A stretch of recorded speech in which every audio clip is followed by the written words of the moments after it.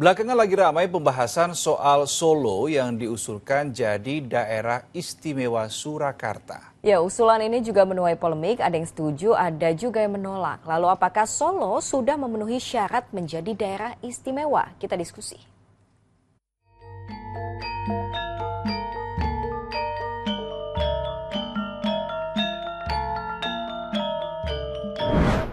Lagi rame nih, jadi bahasan soal kota Solo yang diusulkan jadi daerah istimewa Surakarta.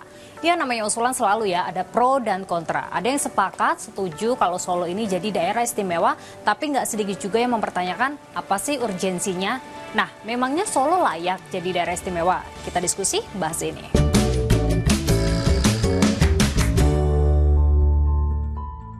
Solo dikenal sebagai kota budaya dengan julukan The Spirit of Java. Nah, belakangan ramai jadi bahasan untuk menetapkan Solo sebagai daerah istimewa Surakarta. Nah, usulan itu muncul dari rapat dengar pendapat antara Komisi 2 DPR RI dan Kementerian Dalam Negeri pada 24 April lalu. Di rapat itu ada 6 wilayah di Indonesia yang diusulkan jadi daerah istimewa. Sampai dengan bulan April ini izin kita mendapat banyak PR, ya tadi sudah sampai pimpinan, ya jadi ada 42 usulan provinsi, 252 kabupaten, 36 kota, nah ada 6 yang daerah istimewa, meminta daerah istimewa, dan juga ada 5 meminta daerah khusus. Nah, dari 6 wilayah yang diusulkan, salah satu diantaranya adalah Solo. Gubernur Jawa Tengah dan Wamensesnek ikut buka suara. Jadi daerah istimewa Solo itu kewenangan pusat, bukan kewenangan provinsi. Paling tidak kita harus mengkaji terkait info Lexosbuk Hankam. Tetapi semuanya kewenangannya ada di pusat, bukan di provinsi. Okay? Kan usulan macam-macam ya. Banyak sekali usulan pemekaran, usulan peningkatan status satu daerah, semua ditampung Komisi 2, tapi sepanjang belum ada pembahasan dan belum ada keputusan yang kita tunggu saja. Ada beberapa faktor yang membuat suatu wilayah ini bisa dijadikan daerah istimewa kalau kata pakar otonomi daerah.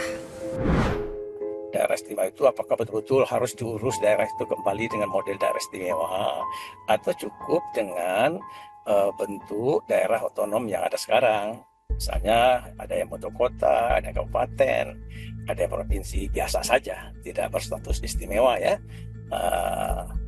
Yang kedua yang juga harus diperhatikan adalah faktor yang terkait dengan pembentukan daerah istimewa itu kira-kira apakah akan punya dampak untuk membuat kemajuan demokrasi, membuat kemajuan pemerintahan di daerah yang lebih bersifat tata kelola pemerintahan yang lebih baik, good local governance, misalnya kayak gitu. Nah, yang terakhir adalah faktor kemampuan keuangan negara. Jadi bagaimanapun pembentukan daerah otonom itu tidak lepas dari keadaan keuangan negara. Oke, sekarang kita coba tanya ke warga Solo ya. Mau nggak ya kira-kira kalau Solo dijadikan daerah istimewa Surakarta?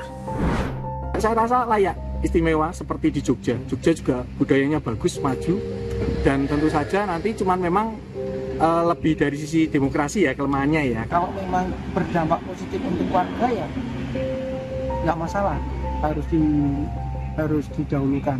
Tapi untuk berdampak kepada kelompok tertentu ya nggak begitu penting ya nggak usah. Pemikiran saya dijadikan daerah istimewa karena Solo akan menjadi ikon dan nanti mungkin untuk pendapatan daerah akan meningkat. Nah, emang gimana sih aturan dan juga syaratnya untuk bisa menjadi daerah istimewa? Kalau aturannya itu ada di Konstitusi Undang-Undang Dasar 1945 pasal 18B ayat 1 Undang-Undang Dasar 45 yang sudah diamandemen pada tahun 2000 membuka ruang pengakuan bagi suatu daerah yang berstatus istimewa untuk membentuk pemerintahan daerah khusus atau daerah istimewa. Jadi nggak bisa dia cuma dadakan tiba-tiba istimewa sementara sebelum ini dia bagian dari satu pemerintahan provinsi misalnya begitu. Jadi itu yang harus diikuti lebih dahulu, bahwa dia memang diakui oleh negara dan dia sudah memiliki status sebagai suatu daerah keistimewaan.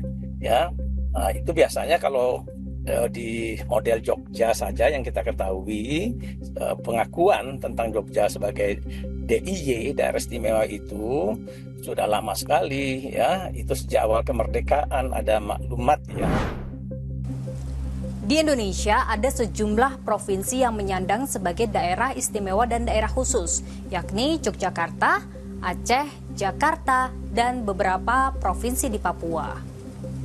Daerah istimewa berarti daerah yang mempunyai aturan pemerintahan khusus yang berbeda dari peraturan umum daerah pada umumnya.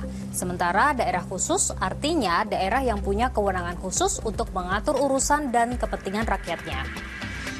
Pengajuan status daerah istimewa bukan hanya sekedar permintaan saja, tetapi juga harus memenuhi berbagai persyaratan yang diatur dalam undang-undang. Kalau menurut kalian gimana? Apakah Solo layak jadi daerah istimewa?